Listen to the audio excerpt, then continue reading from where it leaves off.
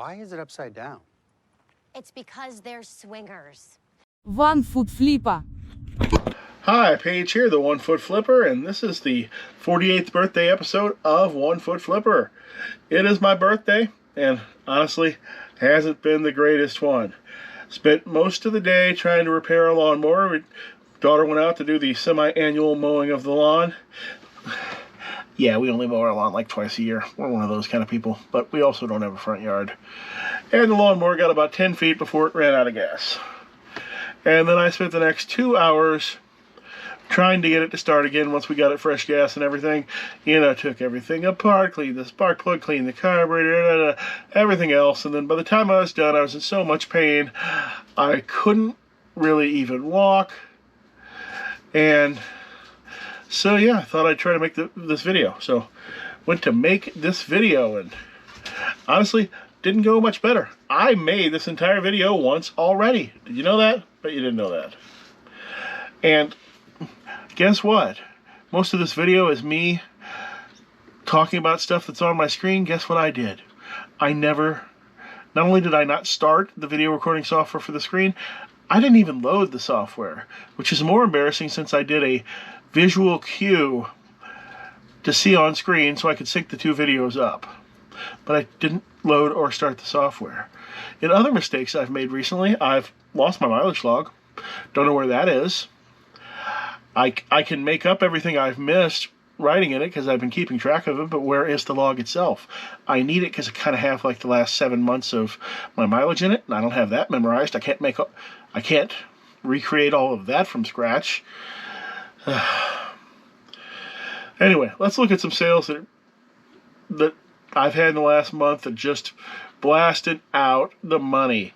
I actually hit $13K in total revenue for July, which is definitely a record for me since I started my channel. Might be my all-time record. I know I'm not touching tech and sports or J-Ride or anything else, but I'm also selling more interesting things than they are too. You don't see either one of those guys bringing home these things. Sorry, Tech. Sorry, J-Ride, you don't. You guys sell clothes and sunglasses, which are perfectly fine, but not interesting to me. All right, let's see. I've got the actual software loaded. Now let's sync it. One, two, three. Okay, let's look at this first sale here. This is an example of being willing to wait for when your customer base is very low for your item, but your item is still valuable and desirable. And this is a walker for a Dust Studios war game called Dust 1947. That game isn't made or supported anymore. This one was incredibly professionally painted by my friend Ed before he passed away. And I'd been selling these pieces for years. This is the last one, but I noticed very early on that there was only about 3 people buying my Dust stuff that Ed had painted to this incredible quality. And that caused me to slow down any markdowns on this stuff, because apparently that was my worldwide market for these items, was 3 people. And marking them down faster wasn't making them sell faster. Just these 3 people were buying when they had the money and when they were ready, and not any earlier. And in fact, after I sold this one, I got a nice message from the customer who bought it. He sent me a photo of this walker along with 2 others that he had purchased over the past few years all together, and he was very happy with all of it. I'll toss a picture of that up on the screen if I can find the message, because I don't remember where he sent it to me. Alright, what else do we got? And these are in no particular order, mind you. They're just some of my best sales of the month.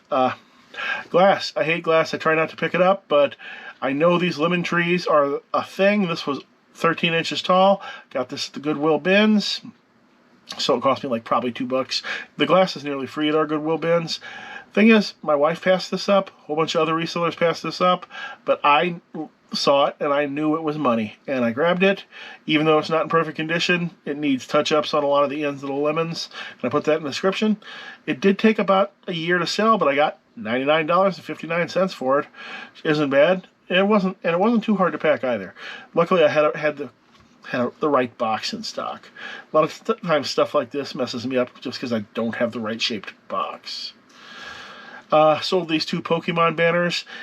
These were store banners. Store items are very slow moving unless the set is brand new. Because Pokemon players, they are really only concerned about the new stuff and the stuff from 1999, and the rest of it can go burn in a fire, it seems like, for all they care.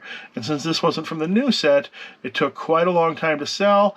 I had it up for 116. That obviously means it's gone through some markdowns. I believe I got an offer for 100 or 99 or something, and I took it. Now this Betty Boop clock. This is an item that's always broken. These are always broken because the design on the plastic moldings was defective in a few ways. I went back there and I did a little jiggery pokery, and I massaged some things with a soldering iron to change the shape of some plastic bits and got it to actually work. The customer who bought this, and I just put all that in the description, and the customer who bought this was thrilled to finally have one of these that didn't stop working after 30 seconds and got $89 for it. This Lords of Waterdeep board game here, got this from a flea market vendor who knows what I do, and a lot of flea market vendors, they don't want to sell on eBay. They don't want to pay taxes, they don't want to keep, records or anything like that, and that's one of the reasons why they sell at the flea market instead of on eBay. And he pointed this out to me, Paige, here's a good one for you, man. You'll make some money off this on eBay. Why don't you put that on your stack? And I think I paid $30 for it, got $75 in a week. No problems there.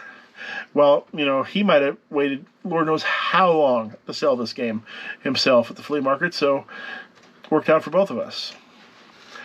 I've been sitting on railroad track for years. This is the large scale track, the G scale.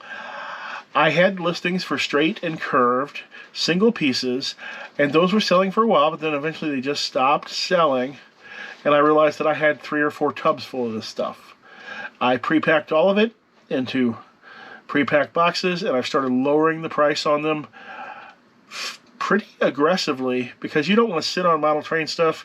Unfortunately, the people who are into model trains, the number of them out there go down every day. They're passing away, and the same young men who would have been building model trains in previous generations, they're painting Warhammer figures these days. They're not building model trains unless you don't want to sit on model train stuff. I want all that track out of here. So far I've only been able to move 1 box, but let's cross our fingers, hope I can move some more. Another example of stuff you want to wait out is things like fully boxed Commodore 64 and Apple II software and things like that. There is a super definite market for that stuff that will pay real money for it, but you might have to wait a long time for the right buyer to come along. Got 6607 for this. I believe I started at about 90, and I was the cheapest one on eBay when I started at 90. But it took a long time for somebody who actually wanted one to show up. Plus my box was pretty rough too. See, all beat up. Alright, next up, one of those popular high sell-through rate items that some of the other business specialty people talk about. Olympus voice recorder, 2 gigabytes, $63.99. The person who bought this, he left me feedback that was more like like I was Olympus. It was more like a review of the item. This is the best recorder you ever made. Why don't you make any more of them? I want to buy more of them. Why aren't you making more of them? And I can't make more of them. Wish I had more of them. And another fast sell-through rate item, Sony CyberShot with no battery, sold for $69.99. I started getting lowball offers on this the minute I put it up, but I already knew that I put it up at a great price, so I ignored all the lowball offers, and like 5 days later, got the full $69.99 on it.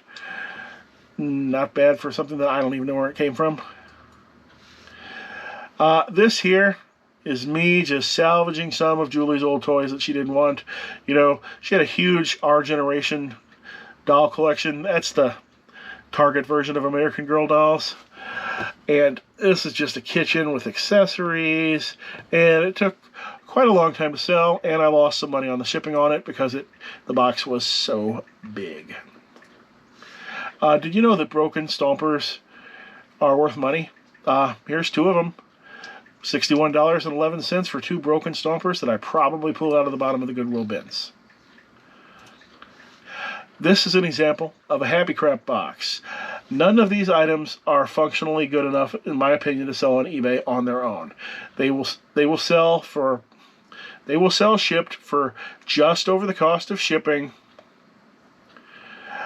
But you shove them all into one box, stick a price on it, and instead of clearing $1 each on these items and taking forever to sell them, I got $50 for all of them, and sold in less than 3 months, probably about a month and a half. I can tell by the price that it never got a markdown. This next one is an example of when I see something impressive at a flea market vendor or something similar, I try to buy it. And these wargaming bunkers, which they're quite large. The bottom, they're about at the bottom, they're about as big around as a 2-liter soda bottle. And I saw these there, and I'm like, these are nice. I don't know what they're worth, but I want to get them. Believe I paid $75. Yep, I put out $75 one time for 4 pieces of resin. Paid $75 for them. Brought them back, comped them on eBay. Nobody had a nice set of that many like I did. They had a lot of single pieces that weren't necessarily painted as nicely as mine. I put the set up for $400, which was higher per piece than average of any of the other listings, and they sold in 1 day for $400. I thought I'd be waiting a long time on it. Another one of those most impressive piece in the place. I bought out somebody's entire Warhammer collection. This was their most impressive piece. It's also a resin piece. Let's see, Forge World is like this licensed company that made better than normal Warhammer figures. I don't know if they still exist or not, but this was a Forge World piece, as was the last one, and it sold for $339 in a couple of days and was sent back to Europe where it was born. This was another impressive piece that I got at the exact same place as those bunkers. To make this, you had to buy 2 different kits in 1990 and follow the instructions in a magazine. There were no comps for this whatsoever. I don't even believe there were any comps in it in Terapeak. 0 comps. But I knew that somebody would want this. I paid $30 for it. I put it up at $150, figuring it'd be a long wait, a long slog, and within a week and a half, gone, $150. This console is representative of all of the 50 consoles I've sold in the last month. Normally I don't like video game consoles, but when I got one huge massive buy, of course I'm going to take it. This was the most expensive one because it's backwards compatible or something like that. But over the month I sold 50 consoles, and the only problem I had between all 50 of them was one bad AV cable. I simply gave the customer a large enough refund to buy themselves a new AV cable. A Warhammer boxed item. This one is going to be representative of many, many Warhammer boxed items that I sold over the last month. I probably sold 50 of them. Yeah, which means become an expert in something besides clothing and fashion brands. You know why? Everybody's an expert on clothing and fashion brands.